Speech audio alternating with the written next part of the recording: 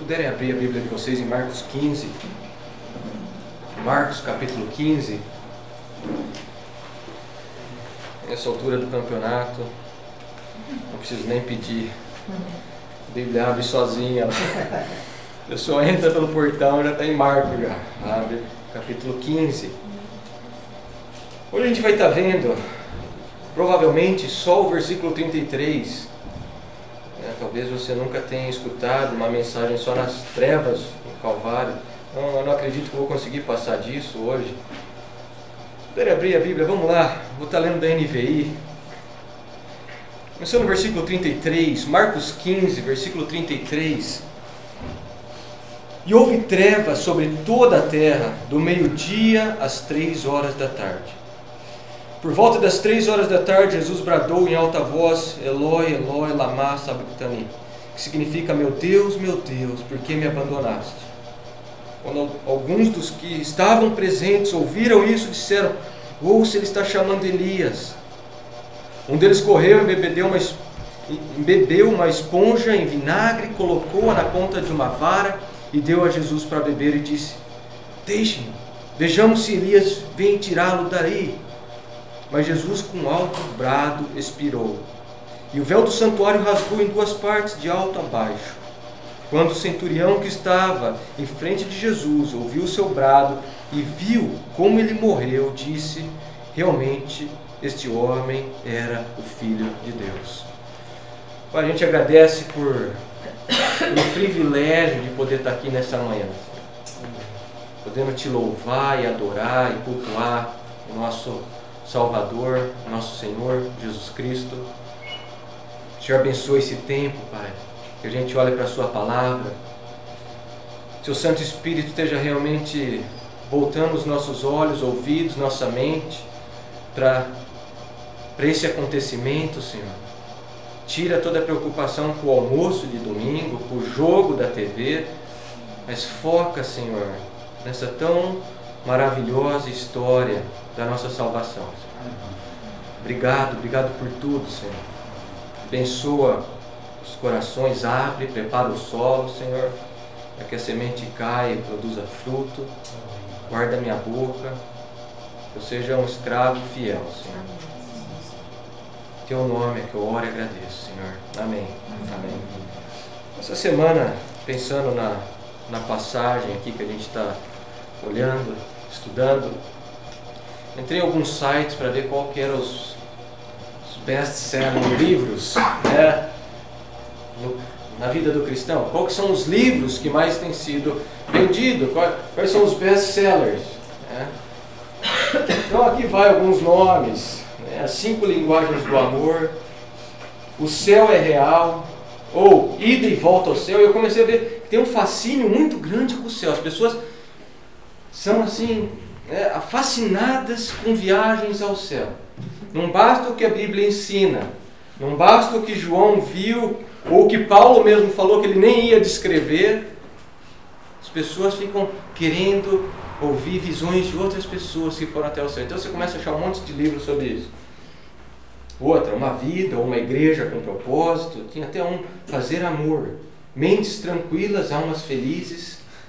Esses são os livros.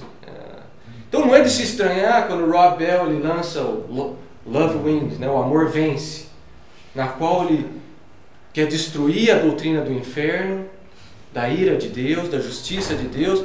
Não é de se estranhar que um livro desse se torna realmente top na lista, primeiro na lista de livros, né, como aconteceu, porque as pessoas realmente não querem nada relacionado à justiça, à ira, à santidade de Deus.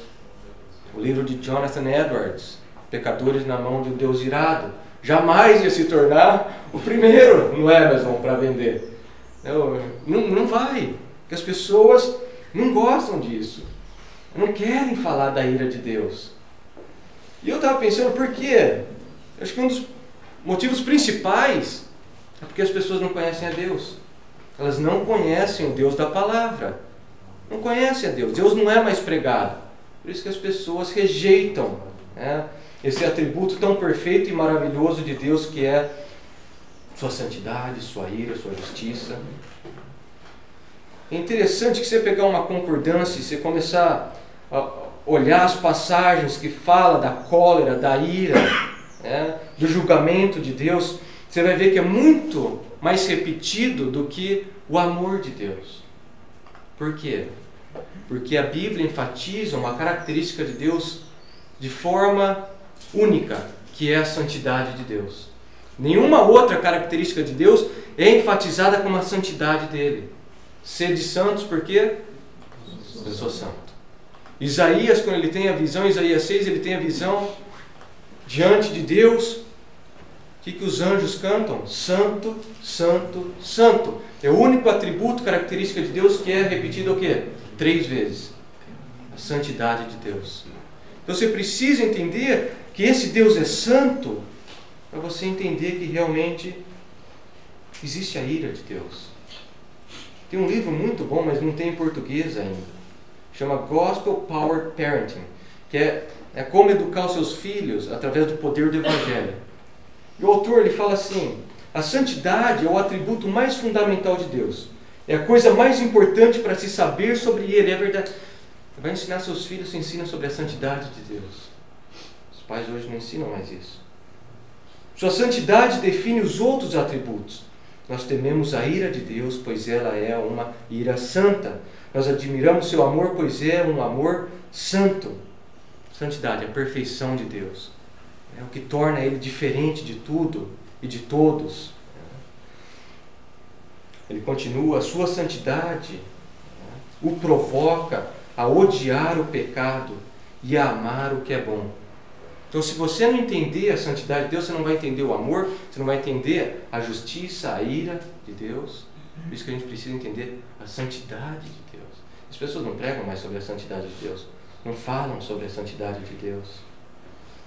Porque quando você tem bondade eterna, como é Deus, amor eterno, bondade eterna, santidade eterna, quando isso colide, bate com o pecado, que é mal eterno, você tem que ter realmente ira. É natural que dessa colisão do pecado, que é uma afronta, que é uma rebeldia, quando você colide isso com a santidade, com a bondade de Deus, o resultado tem que ser a ira do Senhor. A ira de Deus para com o pecado deve existir para que haja um Deus totalmente santo e puro. É inevitável. As pessoas gostam de tirar a ira de Deus. Não vamos falar da ira. Isso se dá por um segundo motivo. Além de eles não entenderem, não conhecerem a Deus, eles veem a ira de Deus, eles tentam definir a ira de Deus como a ira do homem. Então, a pessoa ela vê a sua ira e acha que esse é o padrão da ira de Deus. E não. A ira de Deus é infinitamente diferente da ira do homem. A ira do homem é egoísta, ela flui de egoísmo, ela surge de egoísmo, é pecaminosa. A Bíblia fala que a ira do homem não traz o quê? A justiça de Deus. E a ira de Deus? Não, a ira de Deus é sempre pura. Nunca é pecaminosa, nunca é uma explosão, né? Pavio curto de Deus, explodiu, já tacou com a sua ira. Não, nunca é assim. Pelo contrário, fala que ele é tardio em o quê? Em irar-se. A ira de Deus nunca é pecaminosa, pelo contrário, é uma expressão da sua perfeita santidade. É uma perfeição moral de Deus. Assim como o amor é um aspecto importante da sua glória. E tem um livro, esse livro acho que já tem até em português, do Arthur Pink, em que ele trata Deus. Ele fala de Deus, os atributos de Deus é o nome do livro. Acho que já tem em português. Ele fala assim, presta atenção que é muito importante, é bem legal como ele coloca. Ele fala assim: pois bem, a ira de Deus é uma perfeição divina, tanto como sua fidelidade, o seu poder ou sua misericórdia. Só pode ser assim, pois não há mácula alguma, nem o mais ligeiro defeito no caráter de Deus. Porém haveria se nele não houvesse ira. Como poderia aquele que é a soma de todas as excelências olhar com igual satisfação para a virtude e o vício, para a sabedoria e a tolice? Como poderia aquele que é infinitamente santo ficar indiferente ao pecado e negar-se manifestar a sua severidade? Ele cita Romanos 11, 22. Como poderia aquele que só tem prazer no que é puro e nobre deixar de detestar e odiar o que é impuro e vil? A própria natureza de Deus faz do inferno uma necessidade tão real, um requisito tão imperativo e eterno como é o céu. Não somente não há imperfeição nenhuma em Deus, mas também não há nele uma perfeição que seja menos perfeita do que a outra. É assim que as pessoas tratam a ira de Deus, como se fosse uma perfeição menor que as outras. Não vamos falar da ira de Deus. Você precisa falar da ira de Deus. As pessoas falam, como que um Deus, é a questão que fica, as pessoas falam, como que um Deus totalmente bom e amoroso pode ficar irado? Essa não é a pergunta que você tem que fazer. A pergunta que você tem que ser feita e tem que fazer é, como que um Deus que se diz totalmente santo, um Deus totalmente puro, totalmente justo, não vai odiar o pecado, não vai irar-se com o pecado? Essa que é a questão. O pecado destrói tudo o que ele toca, destrói a glória de Deus, corrompe família, deturpa a felicidade verdadeira, divide igreja, famílias, é como um veneno de rato. Como poderia Deus ser eternamente bom e santo e ser apático para com o pecado ao mesmo tempo? Bondade infinita deve odiar agressivamente tudo que destrói a verdadeira felicidade. Deus está irado com a fonte de todo sofrimento e dor, o pecado, e devemos ser gratos por isso. Ser grato pela ira de Deus. Arthur Pink, ele continua no livro dele, ele fala assim, a ira de Deus é uma perfeição do caráter divino sobre o qual precisamos meditar com frequência. Acho que hoje é uma ótima hora para a gente meditar sobre isso, a ira de Deus, porque não tem nenhum outro lugar na história onde a ira de Deus é tão revelada como onde? Na cruz, no Calvário.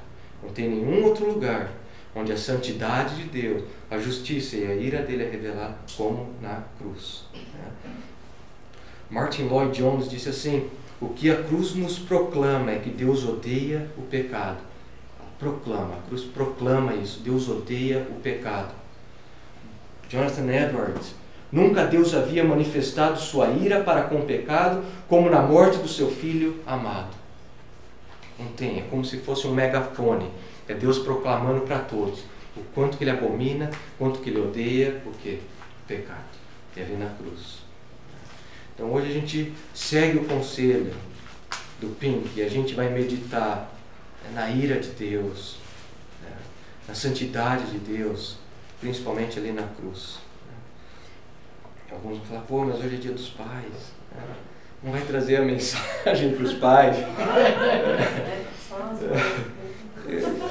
É que os pais meditem isso, na ira de Deus. E que isso gere em cada pai aqui, em cada homem, um amor maior pela misericórdia de Deus, uma gratidão maior. E como o autor de Hebreus diz em Hebreus 12, cada pai aqui sirva esse Senhor com mais temor, com mais tremor, com mais reverência. Amém? Então é importante para todos, para os pais também. Então vamos lá, Marcos 15, Marcos capítulo 15. A gente parou a semana passada e a gente pôde ver o foco dos evangelhos está na zombaria que aconteceu. Não é nem tanto no processo da crucificação, eles não relatam que tipo de cruz que era, o tamanho do prego que foi usado, do martelo que foi usado. Não, eles falam 3 palavras e o crucificaram. Quando a gente tem 6, 8 versículos falando do quê? Da zombaria, da humilhação de Jesus. Mas só que agora dá uma parada na zombaria. Vai ter de novo, ele vai relatar de novo outra. Mas ele dá que nem uma pausa aqui, Deus entra em cena. Então, se a crucificação de Jesus, isso é importante, ela é a coroa da soteriologia, do estudo da salvação, da teologia. Se realmente, como a gente tem visto, é onde todas as estradas do Antigo Testamento paravam ali, na crucificação de Jesus. Esses versículos aqui, do versículo 33 ao versículo 39, isso daqui são as joias nessa coroa. A gente vai ver que Marcos relata 5 acontecimentos nessa cena final, aqui em Marcos 15. 5 eventos. Primeiro é a escuridão. Depois ele vai ter o grito de Jesus. Depois tem mais o brado de Jesus, é o último brado dele. Vai ter o rasgar do véu. E depois a conversão de um centurião. E cada um desses eventos aqui é realmente, como a gente viu, é um tesouro de riqueza. Quer dizer que você vai fazer versículo por... Não sei. Hoje eu talvez só faça o 33. Né? O Senhor nos dê graça para o próximo domingo fazer mais, não ficar só num versículo só. Mas eu acho importante a gente parar, porque cada detalhe aqui é importante. É importantíssimo. A escuridão, as trevas, o brado de Jesus, o último brado de Jesus, a cortina rasgando, o centurião se convertendo. Mas hoje a gente dá uma olhada, a gente examina as trevas. As trevas, versículo 33. Eu faço as palavras do Spurgeon as minhas. Deve existir um grande ensino nessas trevas. Pois quando nos aproximamos da cruz, que é o centro da história, cada evento está repleto de significado. Luz saltará dessas trevas. Amo sentir a solenidade das 3 horas de sombras de morte, assentar-me ali e meditar, sem nenhuma companhia, exceto o augusto ou venerável sofredor, em cujo redor desceram as trevas. Vamos lá, versículo 33. Versículo 33. Eu não vou ter divisão do estudo, porque eu acho que vai ficar só nessas trevas mesmo. E houve trevas sobre toda a terra, do meio-dia às 3 horas da tarde. E muita gente chega aqui, eles querem explicar o que foi essas trevas. Isso aí foi um eclipse solar. Então eles ficam procurando coisa científica para explicar as trevas. Isso aí foi um eclipse solar. Não, isso aí foi uma nuvem de poeira que acontece na região ali da Palestina, que cobre o céu. Ou então era uma nuvem de gafanhoto, como realmente acontece ali. Quando você lê em Joel, realmente, são tantos gafanhotos que fica tudo escuro. Não, gente, não fica procurando explicação científica. A gente tem que procurar explicação teológica para isso, porque é um milagre, é um sinal de Deus aqui. Tá? Então, não vai com o NetGeo, com a Discovery, que vão tentar dar uma desculpa científica por o que pode ter acontecido ali. Não, foi realmente um ato de Deus ali. Primeiro, a hora da escuridão. Olha que interessante. Meio-dia as trevas começam a surgir ali. Meio-dia é a hora onde que o sol está realmente no pico. É quando você não vai encontrar trevas. E é ali naquele momento que Deus começa o quê? Trazer escuridão por toda a terra. Alguns argumentam se foi sobre toda a terra ou só sobre a terra ali. Isso que é dito é que é sobre toda a terra. E aqueles judeus, gente, eles sabiam o que era aquela escuridão. Tá? Aqueles judeus, eles não estavam, olha, é uma nuvem de poeira. Ou então, como alguns falam, olha, era a chegada de Satanás. Não, eles sabiam o que trevas e escuridão representava ao meio-dia. Porque eles conheciam a Bíblia, eles conheciam a palavra, mesmo que de forma superficial, mas eles conheciam. E eles sabiam que trevas ao meio-dia era algo diferente e era algo terrível. Deuteronômio 28, 29. Se você estiver anotando. Deuteronômio 28, 29. É quando Moisés começa a dar as maldições. Começa a proclamar maldições no povo, se eles não obedecerem às leis. Ao meio-dia, Deuteronômio 28, 29, ao meio-dia vocês ficarão tateando as voltas, como um cego na escuridão. Opa, trevas, escuridão durante o dia é sinal do quê? De maldição. Amós, vocês calibrem os dedos de vocês, porque hoje a gente vai passar bastante tempo pelo Antigo Testamento. Vou dar uma olhadinha nele que a gente vai estar passando bastante aí. Então, se você quiser só anotar, Amós 8, versículos 7 a 10. O Senhor jurou contra o orgulho de Jacó: jamais esquecerei coisa alguma do que eles fizeram. Acaso não tremerá a terra por causa disso, e não chorarão todos os que nela vivem? Toda esta terra se levantará como o Nilo, será agitada e depois afundará como o ribeiro do Egito. Versículo 9. Naquele dia, declara o Senhor, o soberano, farei o sol se pôr ao meio-dia, e em plena luz do dia escurecerei a terra. Transformarei as suas festas em velório e todos os seus cânticos em lamentação. Mostrando o quê? Vingança do Senhor, maldição do Senhor.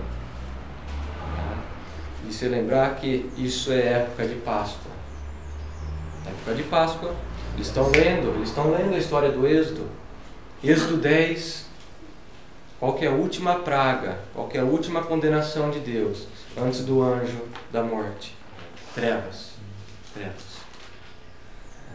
Agora você imagina o que aconteceu ali, as criancinhas brincando na rua, e de repente vem aquela treva, aquela escuridão. Podia ser apalpada, né, de modo figurativo, de tão densa que era aquela escuridão. Imagina a gritaria, as crianças entrando, o pai pegando criança na rua, acendendo vela, todo o trabalho cessou ali. Imagina o que passou na mente deles. Eles sabiam que não era uma nuvem de gafanhoto. Eles sabiam que não era uma nuvem de poeira. Mas que era realmente Deus agindo ali naquele lugar. 3 horas, diz, 3 horas, por 3 horas, do meio-dia às 3 da tarde. O número 3, ele representa na Bíblia plenitude, perfeição. Foram 3 dias de trevas antes do Êxodo. Naquele momento, 3 dias. Então representa a plenitude, a perfeição de tempo. Então tudo o que aconteceu, gente, isso é importante. Tudo o que aconteceu nessas 3 horas cobriram de forma perfeita e plena tudo que o Senhor tinha planejado. Então essas 3 horas de treva cobre tudo de forma perfeita o que Deus tinha planejado. E o que é essa escuridão? O que são essas trevas? A gente viu a hora que foi, mas o que significa isso? Quando a gente pensa em Deus, geralmente a gente pensa em luz. Quando a gente fala de Deus, a primeira coisa que vem não é trevas, mas é o que? Luz. A gente vê Deus como luz, porque a Bíblia fala isso. Salmo 27:1. Salmo 27:1. O Senhor é a minha luz e a minha salvação. Salmo 18:28. O meu Deus transforma em luz as minhas trevas. 1 João 1:5. Deus é luz. Dificilmente, raramente a gente imagina Deus o que? Se manifestando, se revelando com trevas. Mas na Bíblia você tem vários relatos de Deus se manifestando, se revelando em densas trevas, em escuridão. Em Gênesis 15, quando ele tem a aliança abraâmica, vocês lembram que Abraão mata os animais e faz ali uma fileira? Olha o que diz Gênesis 15, na aliança abraâmica. Gênesis 15:12. Ao pôr do sol, Abraão foi tomado de sono profundo, e eis que vieram sobre ele trevas densas e apavorantes. É a presença de Deus. É a presença de Deus, como um justo juiz, falando que eu vou ser fiel à minha aliança com você. Outra, Êxodo 19:9. Êxodo 19:9. Disse o Senhor a Moisés: virei a vocês numa densa nuvem. Deuteronômio 4:11. Salmo 97:2. Nuvens escuras e espessas o cercam. Retidão e justiça são a base do seu trono. Então, a hora que você tem as trevas, a escuridão, isso aí, gente, representa a presença de Deus. Fala da presença de Deus. Tá? Diferente do que as pessoas dizem, Deus estava presente no Calvário. As pessoas falam, Deus não estava lá. Deus estava lá, gente. Deus estava presente ali. A gente vai entender melhor o que Jesus cita o Salmo 22. Mas Deus estava presente. A gente sabe que Ele estava presente, o Pai estava presente porque havia trevas ali. Como que Deus estava presente? É isso que as trevas mostram. Como um juiz santo, justo, irado. Deus estava presente ali. A sua santidade. A gente viu já em Deuteronômio, em Amós, que fala, né, a escuridão fala da presença de Deus em julgamento. Então é assim que Deus Pai estava lá, em julgamento, no Calvário, em Gólgota. Não, Deus não estava lá, Deus estava lá, de uma forma terrível. E para você entender isso, você tem que ir para o Antigo Testamento, entender um termo, um conceito muito usado no Antigo Testamento, que chama o Dia do Senhor. A gente já falou sobre isso aqui. O Dia do Senhor. Muito usado. É um dia em que o Senhor visita um povo, uma nação, e Ele vem com julgamento, Ele vem manifestar sua ira, seu furor, sua justiça, Ele vem retribuir, Ele vem condenar o pecado. Mais de 20 vezes você vai ver no Antigo Testamento o Dia do Senhor, o Dia do Senhor, aquele dia. Ah, mas isso é do Antigo Testamento. Não, no Novo Testamento também fala. Em Tessalonicenses, o Dia do Senhor. Mas principalmente no Antigo Testamento, porque estava apontando para esse dia. E a hora que você pega, né, os profetas narrando esse grande e terrível dia do Senhor, você vê que é realmente um tempo de dor, um tempo de aflição, não é de alegria. Isaías 13:6, olha o que Isaías fala. Isaías 13:6, é um tempo desesperador, gente. Chorem, pois o dia do Senhor está perto. Virá como destruição da parte do Todo-Poderoso. Amós 5:18, ai de vocês que anseiam pelo dia do Senhor. Então, as pessoas em Israel, aquela falsidade religiosa, aquela religiosidade, eles falam, ai, não vejo a hora do dia do Senhor para julgar os outros. E Amós fala, ai de vocês que estão esperando o dia do Senhor, porque Ele vai vir, não vai vir para julgar os outros, vai vir para julgar vocês. Ai de vocês, ai. A gente já falou sobre isso, esse ai é um oráculo de condenação. Joel 1:15, ai do dia, porque o dia do Senhor está perto, e virá como uma assolação do Todo-Poderoso.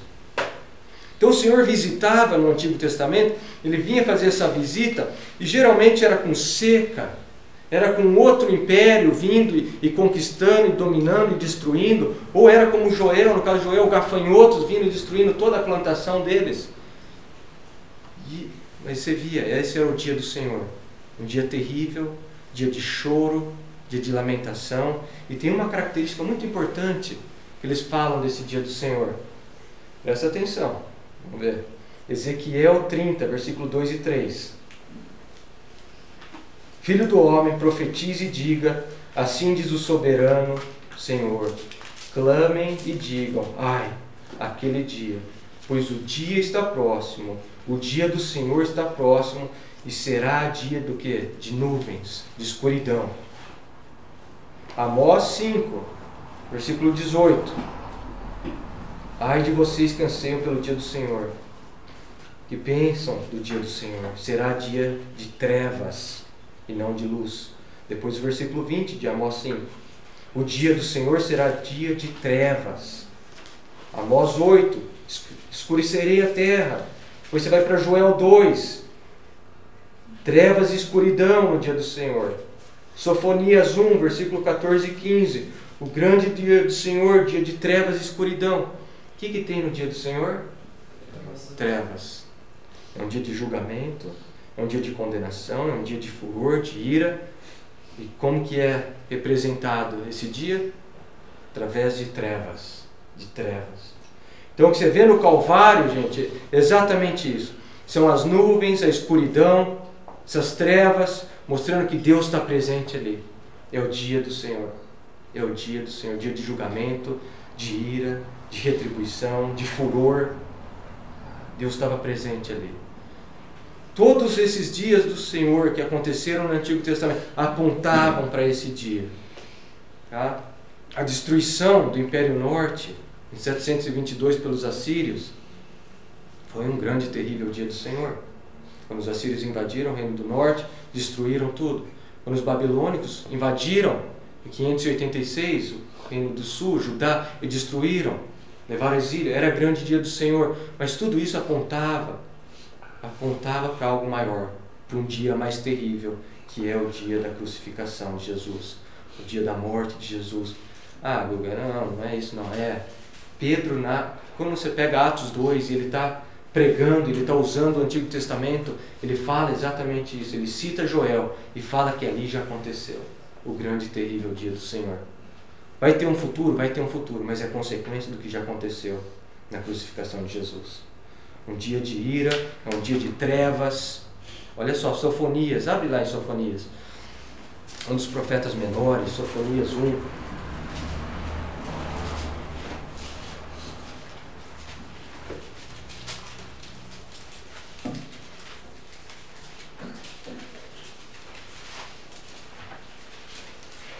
Versículo 14, começando no versículo 14, lá para o fim dos profetas menores.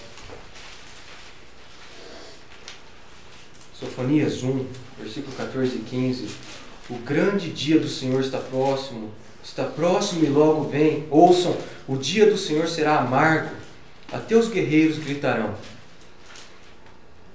Aquele dia será um dia de ira, de aflição e angústia, dia de sofrimento e ruína, dia de trevas e o quê? Escuridão, dia de nuvens e negridão. É isso que você tem no Calvário. É a presença de Deus no dia do Senhor. Deus estava lá, e estava irado, e estava julgando. Isso que as pessoas não gostam de falar. Não vamos falar da ira de Deus. Você não vai entender o Evangelho, gente. Você não consegue entender o Evangelho, você não consegue pregar o Evangelho se você não tiver a ira de Deus. Qual que é a boa nova? Qual que é a boa notícia para a pessoa? Se não tem uma má notícia. Você não poder falar que Deus está irado com o pecado e com o pecador todo dia, como o salmista fala. E que Ele condena o pecado. E que Ele não faz de conta que não existe o pecado, mas que a santidade dEle requer que Ele julgue o pecado. Como que você vai falar de salvação, gente? Você vai falar da cruz, você não falar da ira de Deus. O amor de Deus e sua ira frequentemente andam juntos. E é bem interessante. Você abrir, não precisa abrir, mas se estiver anotando, Salmo 136. E você vai ver que o salmista, ele fala um ato de justiça de Deus. E afundou os egípcios. O amor de Deus dura para sempre. E matou tal rei. O amor de Deus dura para sempre. Mostrando que a ira dele e o amor estão sempre juntos. Estão sempre juntos. Salmo 136, Números 14, 18, Romanos 11, 22. Considerem bem o que? A bondade e o que? A severidade do Senhor. Se Deus não tivesse ira, os seus atributos seriam falhos. Se não houvesse a ira de Deus, Ele seria indiferente ao pecado. Mostraria uma ausência de morais e aceitaria tolices e corrupção. Por Deus ser puro, necessariamente Ele precisa odiar o que é impuro. Brian Shirley, ele escreveu um artigo muito bom. Se vocês entrarem depois no site, tem no Monergismo, chama A Ira de Deus contra os ímpios provada e justificada. E olha o que ele fala. O ódio de Deus pelo pecado e sua ira contra pecadores não arrependidos é um assunto muito impopular hoje. Até mesmo entre cristãos professos. Pessoas gostam de conversar a respeito do amor de Deus.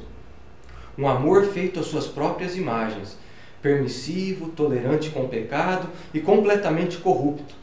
A Bíblia diz que Deus está irado com o ímpio todos os dias. Salmo 7:11.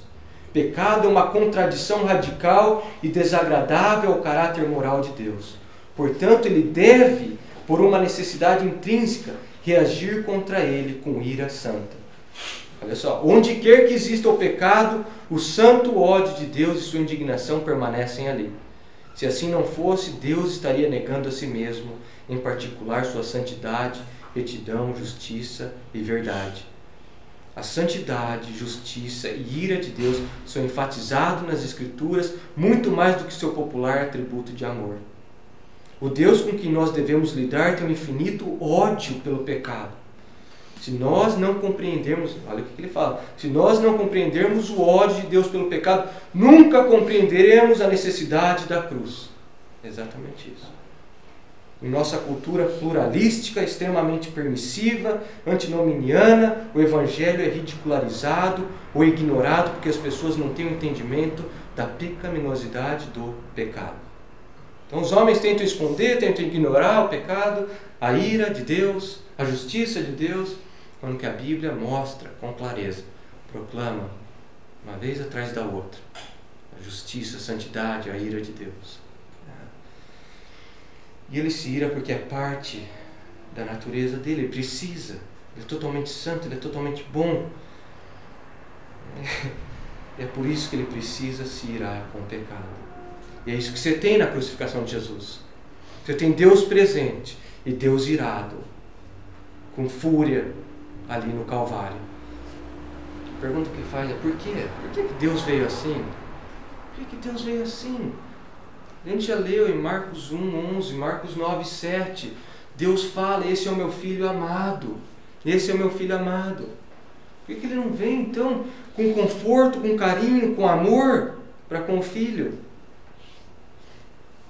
Por que ele não vem com uma coberta e cobre o filho da vergonha? Por que ele não vem para o filho com uma coroa de ouro? Envia anjos. Por que o pai vem com furor, com ira, com raiva na crucificação do seu filho amado? Por quê? Por causa do pecado. Por causa do pecado. O pecado que a gente gosta tanto de brincar, de alimentar. Por causa dele que o pai vem com ira, vem com fúria no Calvário. Então, naquele momento de trevas, de escuridão, que o Senhor está imputando em Jesus todo o pecado do seu povo.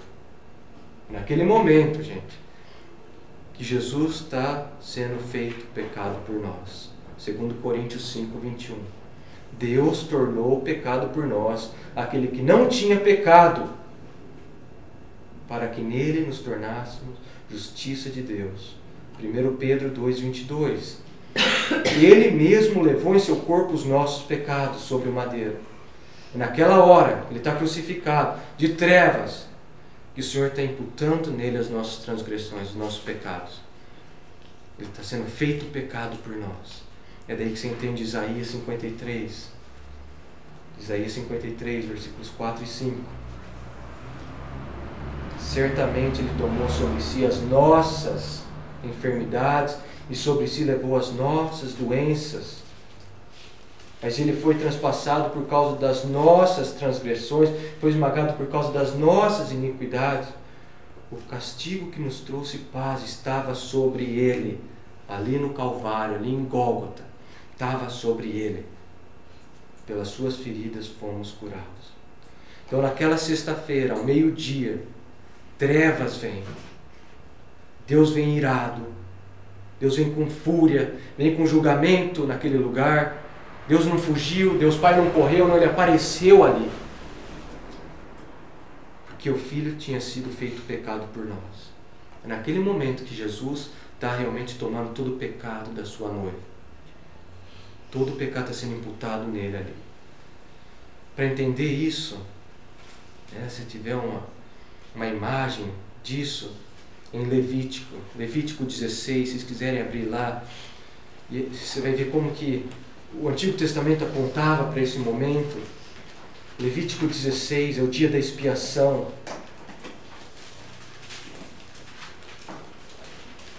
Essa é a festa mais solene, mais sóbria em Israel. Era festa que eles tinham que jejuar. Era o único dia em que era ordenado o jejum para eles.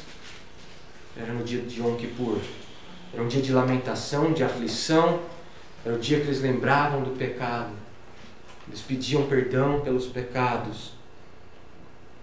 Um comentarista ele fala assim: a peça central do cristianismo é a cruz, onde a morte de Jesus resultou em perdão dos pecados por meio do seu sangue derramado por todos os que se arrependem e expressam fé em Cristo como Salvador. Os rituais que ocorriam no dia da expiação providenciavam uma explicação por meio de uma cena de filme, o que ocorreu aos olhos de Deus quando Jesus morreu no Calvário. Agora que você vai para Levítico 16, você tem ali o dia da expiação, você vê, primeiro, Eles faziam purificação pelo tabernáculo. Depois do tabernáculo, eles tinham que fazer sacrifício para purificar os sacerdotes. E depois o povo. Essa era a sequência ali. Purificação do tabernáculo, do sacerdote e do povo. Esse era o único dia, gente, em que o sumo sacerdote podia passar pela cortina e entrar onde? No Santo dos Santos. Não é interessante que na morte de Jesus o que acontece? Aquela cortina é rasgada. Durante esse processo todo aqui, eles tinham que fazer, no versículos 12 e 13, você vai ver, eles tinham que pegar um incensário e fazer uma brasa tão grande que ficava tudo negro lá dentro. Uma nuvem negra dentro ali do Santo dos Santos. Eles não podiam ver a arca. Você tem a nuvem negra dentro daquele lugar. E o que eles faziam? Tinham 2 bodes. Você pode ver isso nos versículos de 6 a 8. 2 bodes. Um era para o Senhor e o outro era para Azazel. Tá? Isso aí não é um demônio, como as pessoas falam. Esse era um demônio no deserto. Não, gente. Não tem nada disso. Significa emissário, enviado. Tá? O primeiro bode era para o Senhor. E esse animal ele era sacrificado e o sangue dele era aspergido em todo lugar. Era sangue para todo lado. E essa era para aspergir o Santo dos Santos. Esse primeiro bode.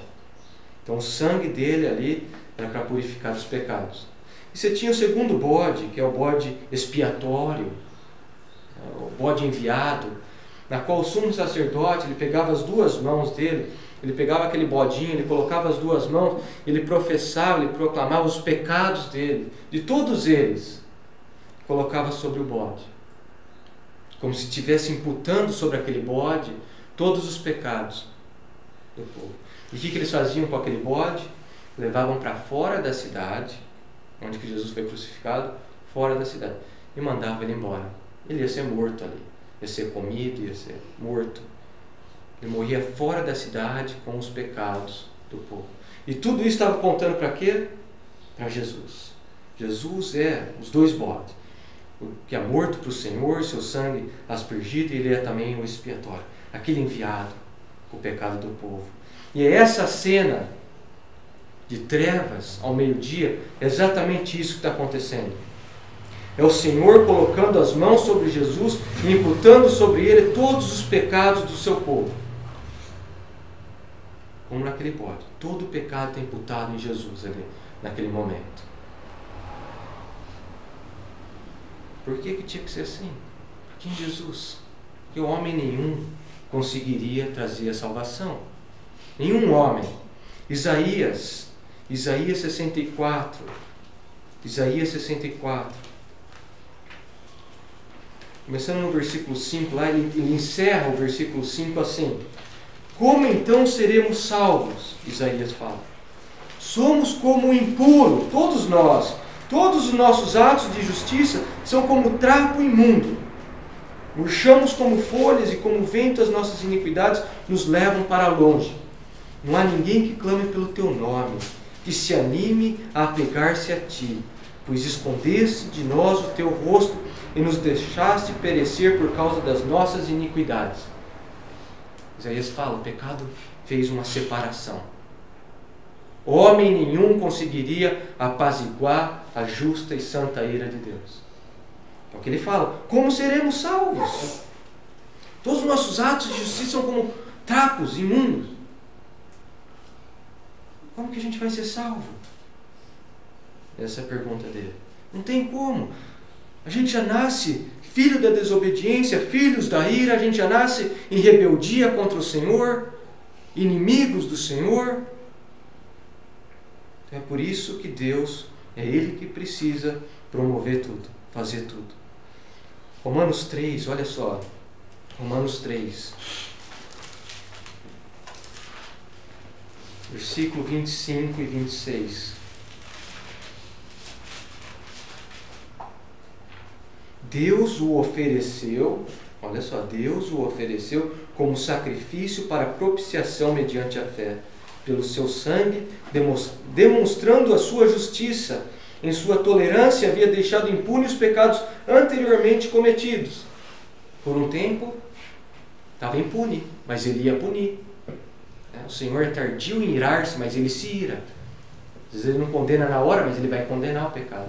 Todo pecado é condenado. É isso que ele fala. Foi tardio.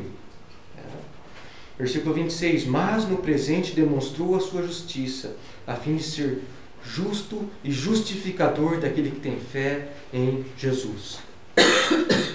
Homem nenhum ia conseguir trazer reconciliação, apaziguar o Senhor. Ele providencia.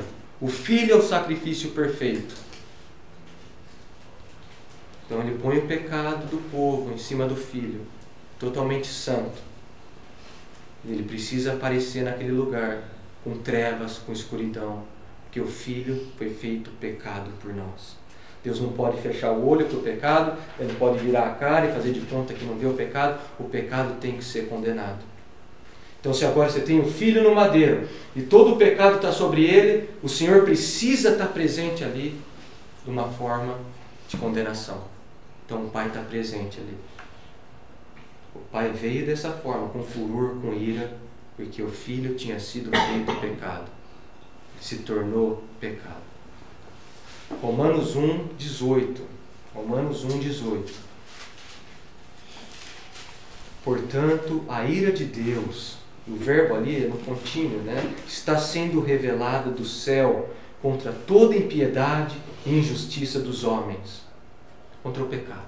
A ira de Deus, ela é manifestada, ela é revelada contra todo o pecado. Então, se agora você tem o Filho de Deus ali sendo feito pecado, o que precisa? Da ira de Deus naquele lugar. Da presença dele em condenação. É obrigatório. Olha que interessante isso. O que ocorre não é que a ira cai sobre o pecado abstrato. A maioria das referências na Bíblia mostra explicitamente que a ira de Deus cai sobre os pecadores. Aborrece a todos os que praticam a iniquidade. Há aproximadamente 26 passagens bíblicas declarando que Deus odeia pecados como divórcio, roubo, idolatria, etc. Desta, pelo menos 12 referem-se ao fato de que Deus odeia os próprios pecadores. Então a ira de Deus não tem como cair na madeira, não vai cair no prego que está em Jesus. Vai cair em quem? Em Jesus. Tem que cair em Jesus. Ele precisa fazer isso. Então não cai na madeira, não cai no prego, não cai no chão a ira dele, cai no servo sofredor. É no servo que vai cair toda a ira de Deus. Só para fazer uma lógica de tudo isso. Tá? Vamos trazer tudo isso daqui numa lógica do que a gente já viu até aqui. Naum 1. Naum, profeta, não precisa abrir, eu vou ler. Versículo 3. O Senhor não deixa impune o culpado. Primeira coisa que a gente precisa lembrar. O pecado nunca é ignorado por Deus.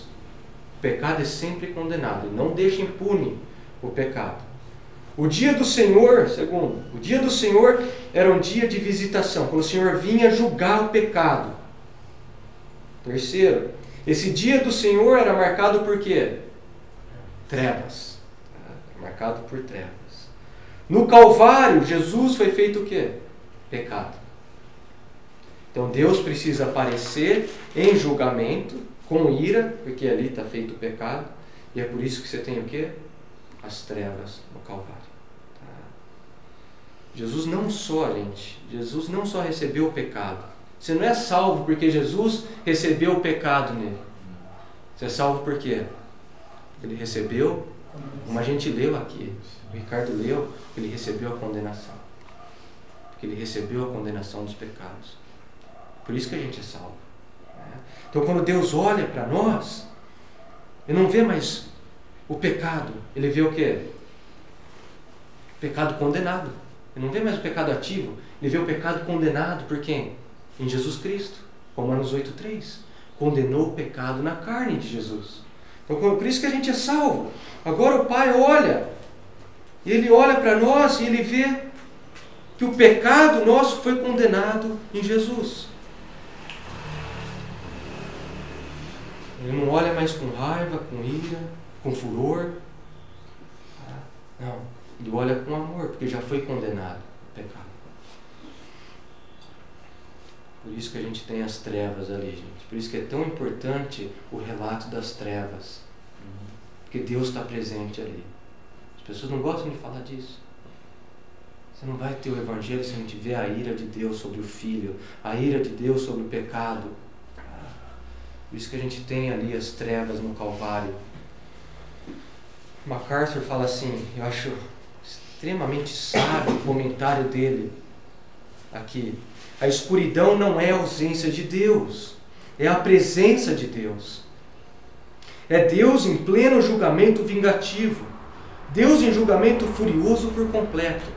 E olha o que ele fala. É a ira infinita, movida pela sua justiça infinita, liberando punição infinita no Filho infinito que podia absorver todas as torturas do inferno infinito e fazê-lo em 3 horas. A ira infinita, movida pela justiça infinita, liberando punição infinita no Filho infinito. Por isso que eu falei, se lembra as 3 horas? Simboliza o quê? A plenitude, a perfeição do tempo. Então é como se Jesus ali, ele tiver, como a nossa condenação ali, foi de forma perfeita, apaziguada em Jesus. E alguns vão falar, nossa, que coisa terrível. E alguns teólogos começaram a falar que isso era um abuso infantil. Isso é um abuso infantil. Um Deus irado, matando o filho para saciar sua sede por sangue. Eu não estou brincando. Saíram livros assim. Até posso citar para vocês o nome de um. Steve Chalk, The Lost Message of Jesus. A mensagem perdida de Jesus. Tem que estar perdida mesmo. Não tem nada de bom nisso daí que ele fala. Ele fala que era um abuso infantil cósmico. Deus é um pai irado, matando o filho para saciar a sua ira. Mas é o que a gente falou, que o Ricardinho orou, é loucura para o mundo entender a mensagem da cruz. É escândalo, é escândalo. Mas para quem entende, é como João fala. Olha o que João fala. 1 João 4,10. Nisso consiste o amor. Não em que nós tenhamos amado a Deus, mas em que Ele nos amou e enviou Seu Filho como propiciação pelos nossos pecados. Então, em vez de escândalo, em vez de abuso infantil, não, isso é amor. Isso é amor. Amor da Trindade, em definir, em estipular isso. E o Filho, o amor do Filho pelo povo. Amor do Pai. Nisso consiste o amor. Marcos 15:33. E houve trevas sobre toda a terra, do meio-dia às 3 horas da tarde. Eu falo para você, nenhum cristão, nenhum eleito de Deus vai entender o que Jesus passou naquelas 3 horas. Nenhum eleito de Deus vai conseguir compreender o que Jesus passou ali, naquelas 3 horas. A gente lembrar o inferno é descrito na Bíblia.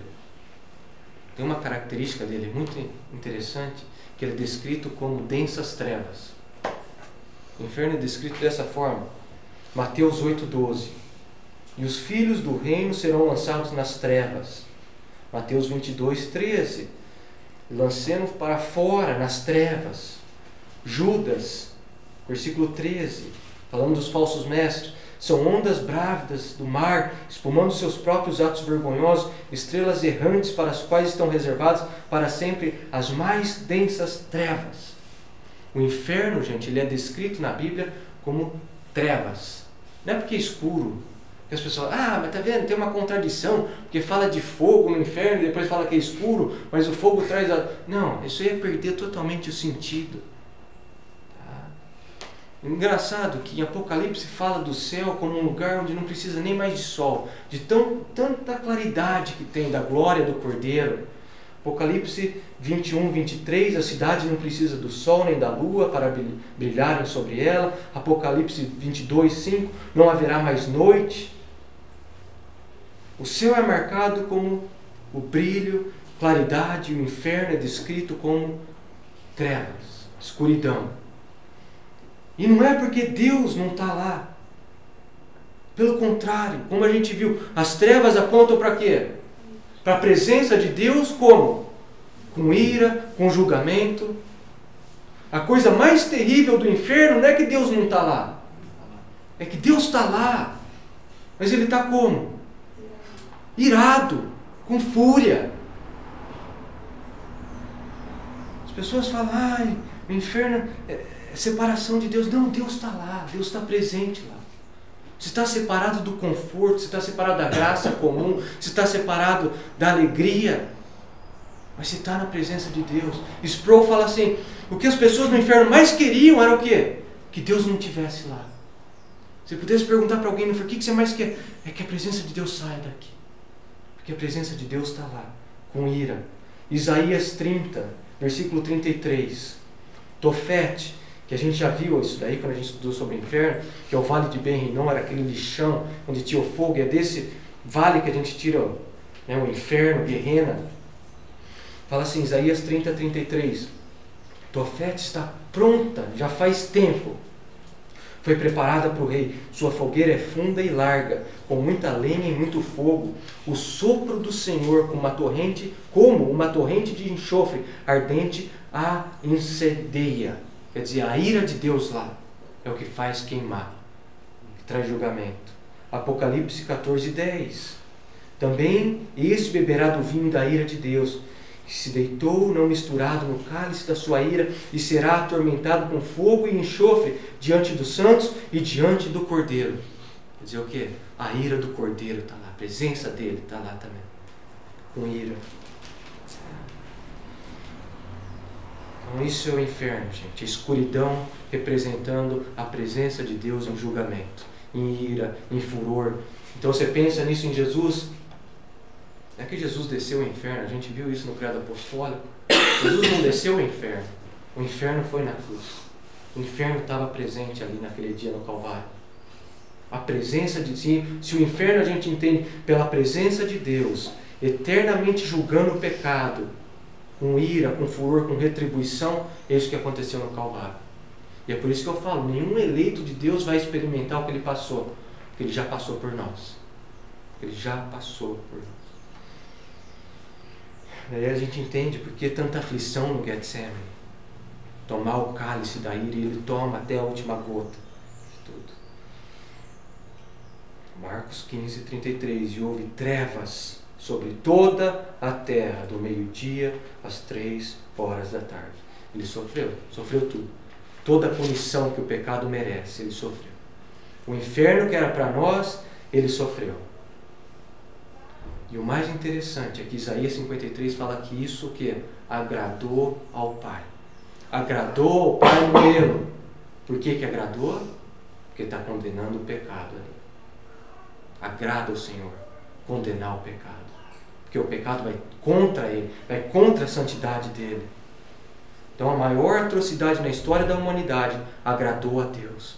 Pois no Calvário a justiça foi satisfeita. A justiça de Deus foi satisfeita. Por isso que agradou o Pai. Então você começa a entender Isaías 53, versículo 10. Todavia agradou o Pai Moelo. Agradou porque apaziguou a sua ira para com o pecado. É daí que você tira uma palavra tão difícil às vezes você ouvir ou de entender. Propiciação. Propiciação. O que é propiciação? Você vai achar em Romanos 3, 25, que a gente leu. Hebreus 2, 17. 1 João 4, 10. Propiciação vem do sentido, gente, na antiguidade era como se tivesse dois povos, né, em guerra um com o outro. Então um rei levava um presente, uma oferta para o outro rei para apaziguar a ira dele e satisfazer a ira desse outro rei. Então, mas a hora que você vai para a Bíblia, não é essa, você tem um pouco desse princípio, mas é exatamente o que? Deus está irado com o pecado e ele precisa de algo para apaziguar a santa, a justa ira dele. E o que apazigua ele? A morte de Jesus, o sangue de Jesus. Tá? É isso que traz a paz, que traz reconciliação, a morte do Filho. Por isso que agradou. Ele precisa condenar o pecado, e ele condenou o pecado do seu povo. Abre lá em Romanos, dá uma olhadinha para ver como que Paulo trata isso. Ele faz um resumo bem interessante do que a gente está vendo. Romanos 3. A gente já está encerrando.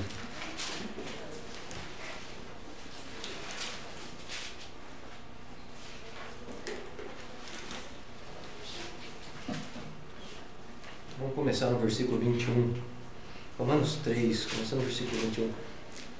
Mas agora se manifestou uma justiça que provém de Deus, independente da lei, da qual testemunham a lei e os profetas, justiça de Deus mediante a fé em Jesus Cristo para todos que creem.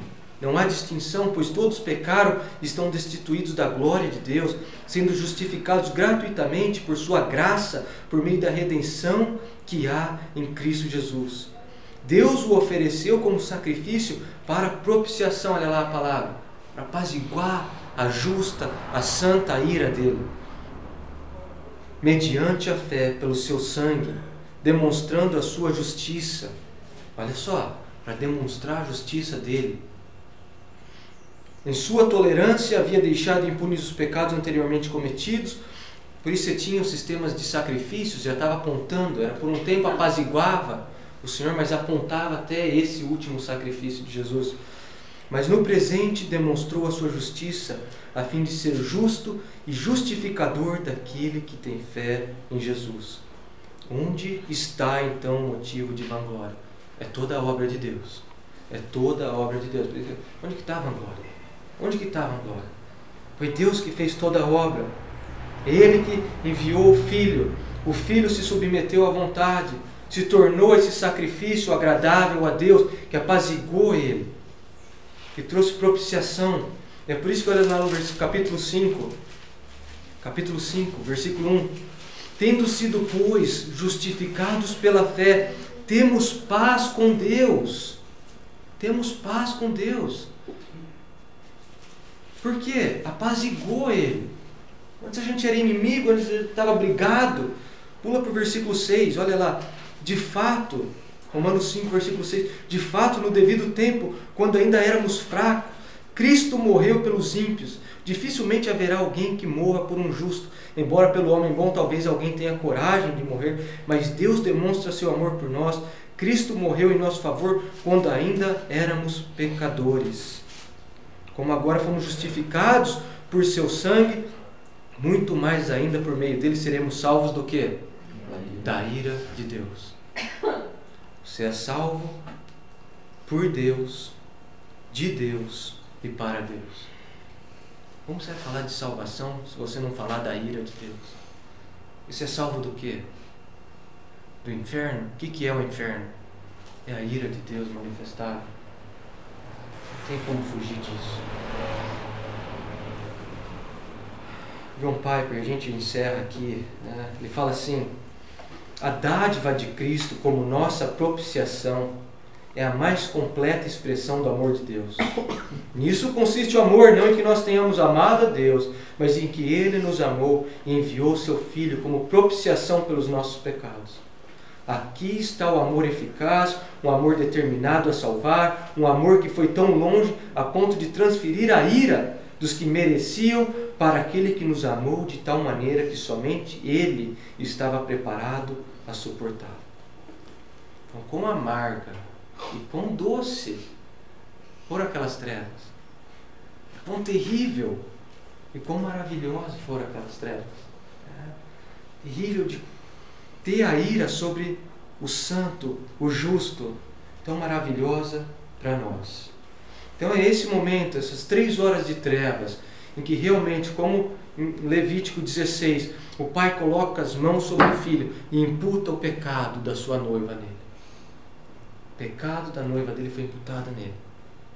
Então Deus precisa aparecer naquele lugar. Ele precisa aparecer em trevas, em escuridão, para mostrar que ele está irado com o pecado. E a ira de Deus não vai cair no chão, não vai cair na madeira, ou no manto, no chão, não, tem que cair sobre o pecador. Por isso que cai sobre Jesus. Por isso que Paulo fala em Gálatas, Jesus se tornou o que? Maldição por nós. Então que a gente possa realmente refletir sobre isso, refletir sobre a ira de Deus. Deus se ira. Essas trevas falam para nós isso. Deus se ira. Deus nunca deixa o pecado impune. Deus não faz isso. Às vezes a gente queria que fosse feito, escondesse. Não vejo. Não, Ele sempre vê o pecado, porque o pecado confronta a santidade dele. Quando a gente refletir sobre a ira de Deus, que a gente seja grato pela misericórdia dele. Você nunca vai entender a misericórdia de Deus se não entender a ira dele. E que que essa gratidão te leve, como o autor de Hebreus fala em Hebreus 12, essa gratidão te leve a servi-lo com temor, com tremor. Você vê quão importante é a doutrina da ira de Deus. Naquelas nuvens, naquela escuridão, naquelas trevas, a gente não vê só a ira, mas a gente vê o amor, que os dois andam de mãos dadas. O amor de Deus pelo seu povo. E promover um modo da gente estar na presença de Deus. Por isso que ele imputa o pecado em Jesus, condena ali, que é o único jeito. João 3, se vocês puderem abrir lá, João 3,16, começando no versículo 16, é uma passagem muito usada em evangelismo, João 3,16. E geralmente as pessoas só focam num aspecto nessa passagem. Começando no versículo 16, porque Deus tanto amou o mundo, que deu seu Filho unigênito, para que todo que nele crer não pereça, mas tenha vida eterna. As pessoas só param aí. Deus te ama tanto, Ele deu o seu Filho por você. E não continua a passagem. Olha aqui que fala, pois Deus enviou o seu Filho ao mundo, e aqui o mundo se refere aos cristãos de toda parte, tá? Não para condenar o mundo, mas para que esse fosse salvo por meio dele. Versículo 18. Quem nele crê não é condenado. Por quê? Porque Jesus já foi condenado. Ele continua. Mas quem não crê já está o quê? Condenado. A ira de Deus está sobre essa pessoa. Por não crer no nome do Filho unigênito de Deus. Então você vê, Deus amou, mas tem ira. Tem ira. O amor e a ira de Deus andam juntas. É impossível você pregar o Evangelho e não continuar, só falar o versículo 16.